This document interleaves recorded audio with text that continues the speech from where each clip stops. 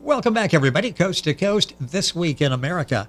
In 1971, Calvin Cassady, a southwest Missouri teenager, was a victim in an unexplained automobile accident on a curvy Ozark mountain roadway. The impact caused the car Calvin was riding in to burst into flames. The others in the car thought Calvin had been killed. Calvin has no memory of the accident itself, but clearly recalls an ascent into heaven where he was surrounded by dazzling light and peacefulness. His book, Bridging the Gap, A Spiritual Journey to Heaven and Back, is the story of that miraculous event and the life of fulfillment that followed.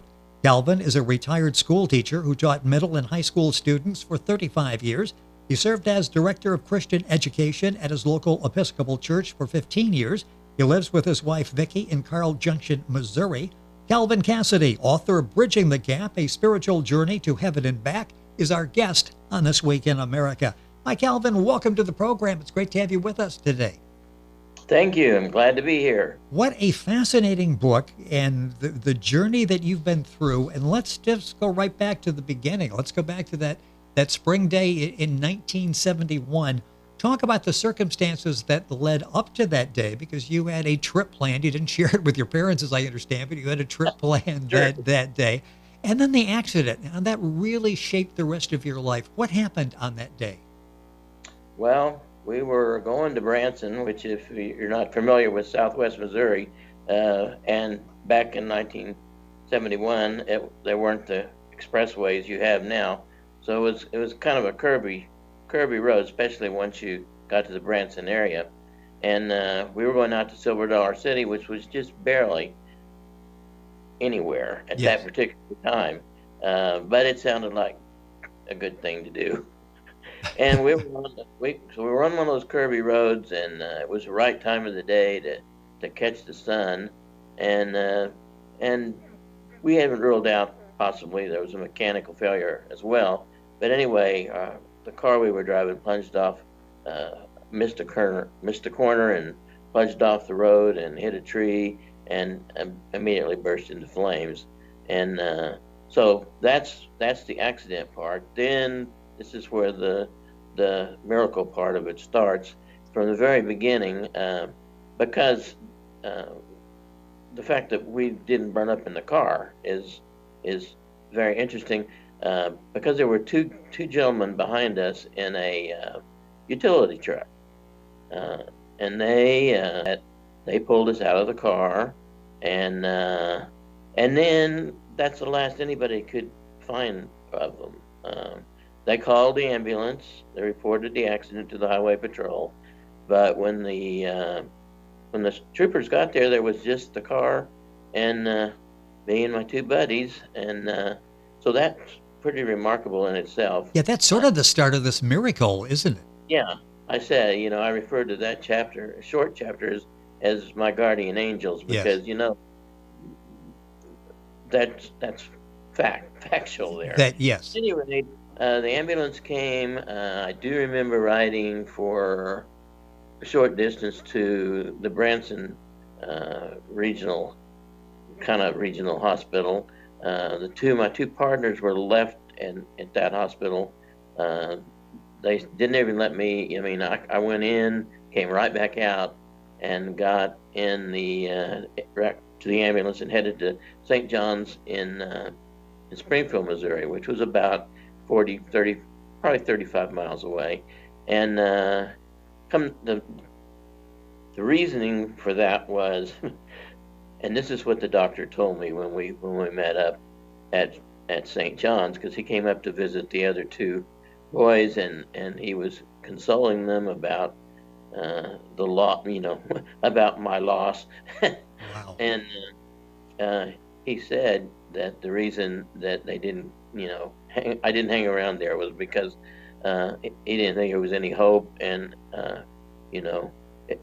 it would look bad against their hospital if if So I move died. you. Yes. Move Calvin somewhere else. Live somewhere else, right? Well, Um, that's anyway, on the way, because I don't remember anything consciously after that until I woke up in the hospital. But on the way, I the ambulance people said that I coded and that they worked with me and got me back going. And the problem was blood loss. My head was sliced wide open from ear to ear, and you can still see the scar on my forehead. But they did a remarkable job. Really, they did. At the Yes. time, it looked like like they were sewing up a side of beef or something. It was bad. Wow. But I lost a lot of blood, and they said that was why. That's why I coded, because I just didn't. The blood circulation was not good enough to sustain life. But anyway, during that time, and it was just a very brief time. It seems like a long time, but it was probably a matter of seconds, if not a minute, or maybe more than a minute. But everything changed, and in retrospect, we know after you're done with the work, you look back at the things that you remember and that you forgot to put in. But one of the things, and I had it on my list to talk about today, was this transition from Earth to a heavenly area, and that was a remarkable thing, but probably not stressed as much in the book as it should have been, because you got the difference between good and bad, and I mentioned this in another interview, and the people listening to the interview said that that was maybe really most interesting, because there was a face-to-face confrontation with the devil, and to see the devil get cut loose and you move forward. Uh, it was pretty remarkable. I mean, I've seen some theatricals of that kind of a thing happening, but to actually experience it. Now, that was something that I remember vividly, and I also remember starting out, and this is, this, you can read this anywhere, but it's true. I started out in a colder, darker place, and the closer, once broke the bonds with the devil and evil, and sins forgiven, things started to warm up, and then whenever I reached uh, the end of my particular journey, things were just beautiful, um, bright, warm. I won't say bright, but warm, comforting light. Um, you know, uh, Vivid fragrances. It was like everything was hyped up, sensitive. In your Yes. sensitivity, and it was just so calm and so inviting, and an invitation was given then, that uh, uh, you're a believer, and those who believe uh, can enter the kingdom of heaven, and there I was, right there on the portal, and it was great, and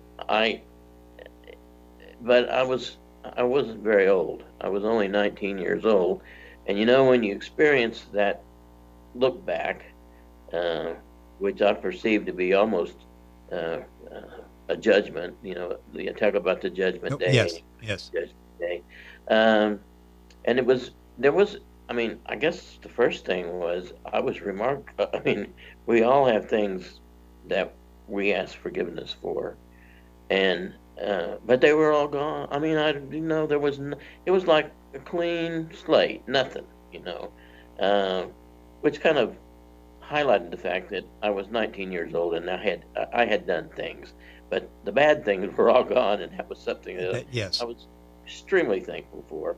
And the good things were there, but they were few in number, because most kids that are that age haven't accomplished earth-shaking things, and whenever I was, I said, right now everything's about the deal. Yes. And Yes. I said this was a heavenly deal with God, to let me go back and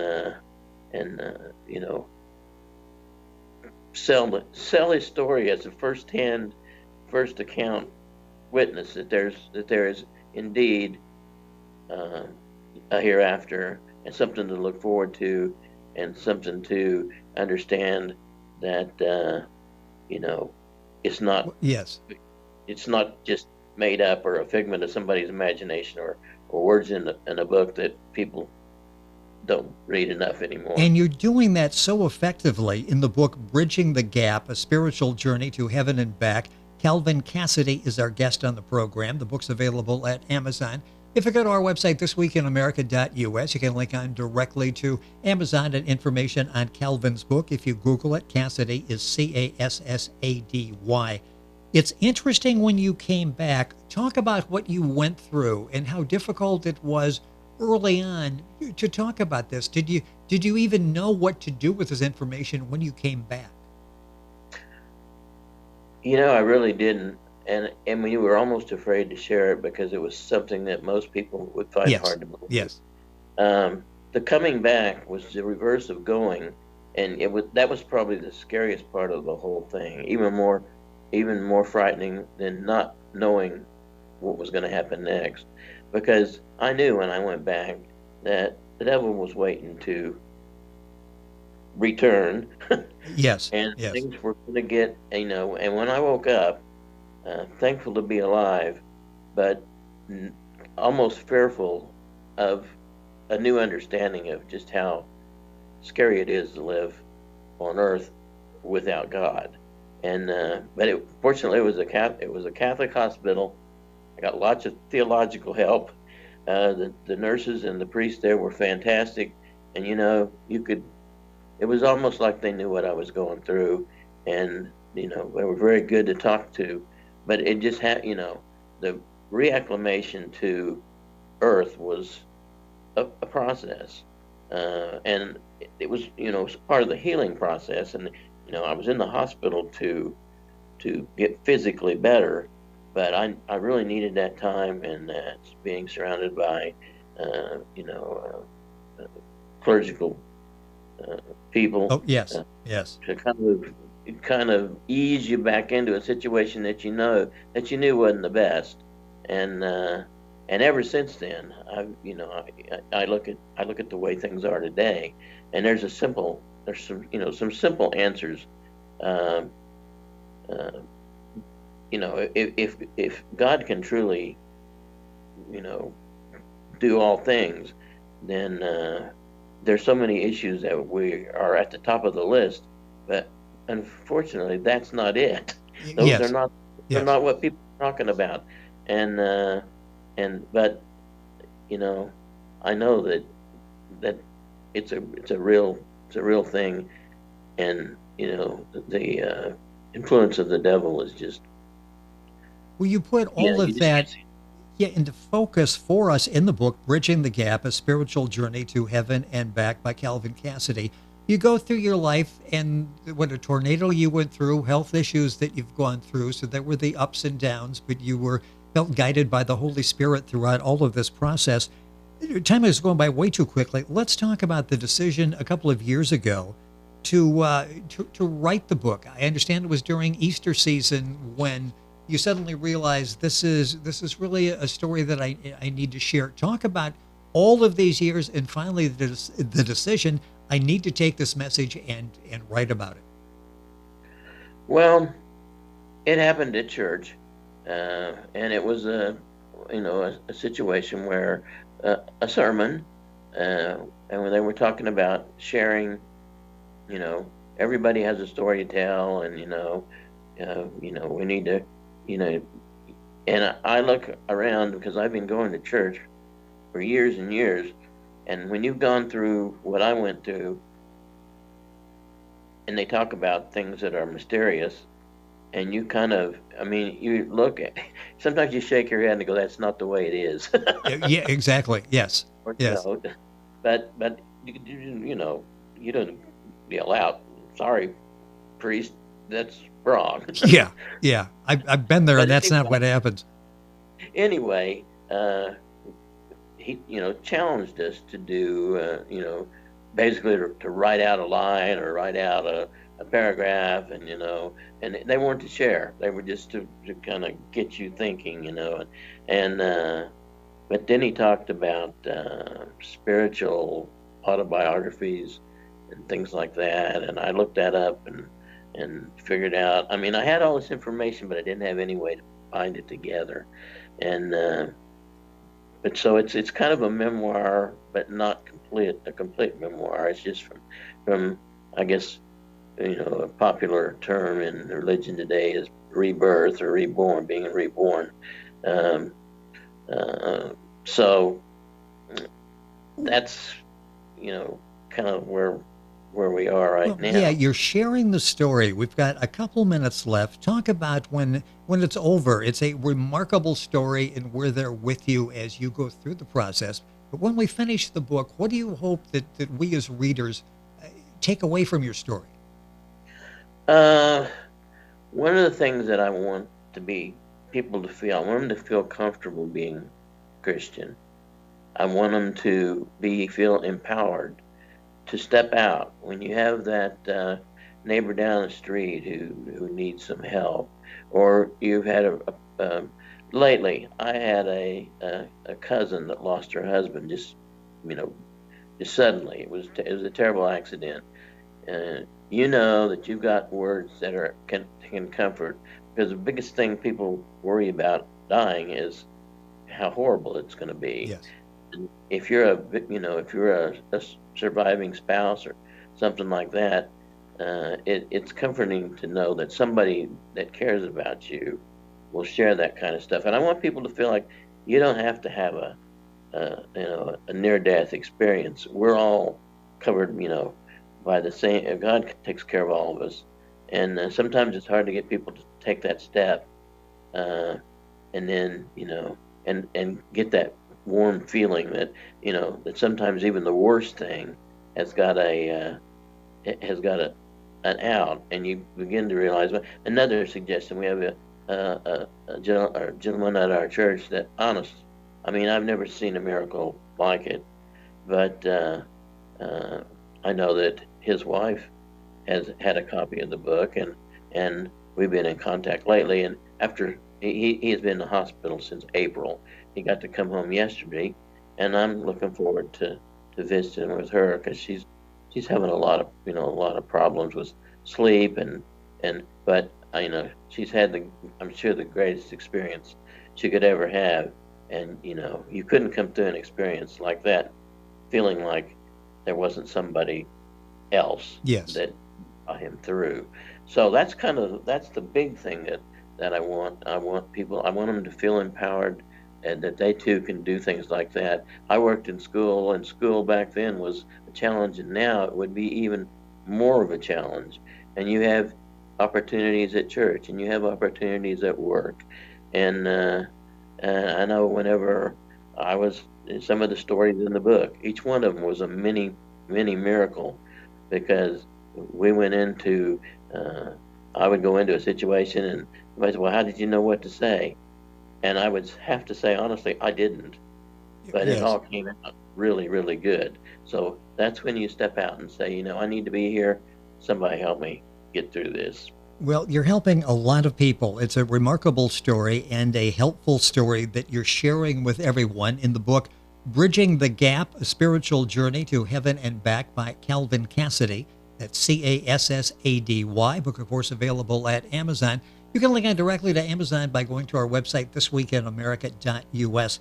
Calvin, I thank you so much for being with us on the program. Boy, the time went by way too quickly. So much more, but it's all in the book, Bridging the Gap, A Spiritual Journey to Heaven and Back. Thank you so much for sharing your story with us on the program today. Thank you for the opportunity. It has been our pleasure. Once again, Calvin Cassady, our guest, the book Bridging the Gap, A Spiritual Journey to Heaven and Back. Information, of course, on our website, thisweekinamerica.us. And we're back on today's program right after these messages.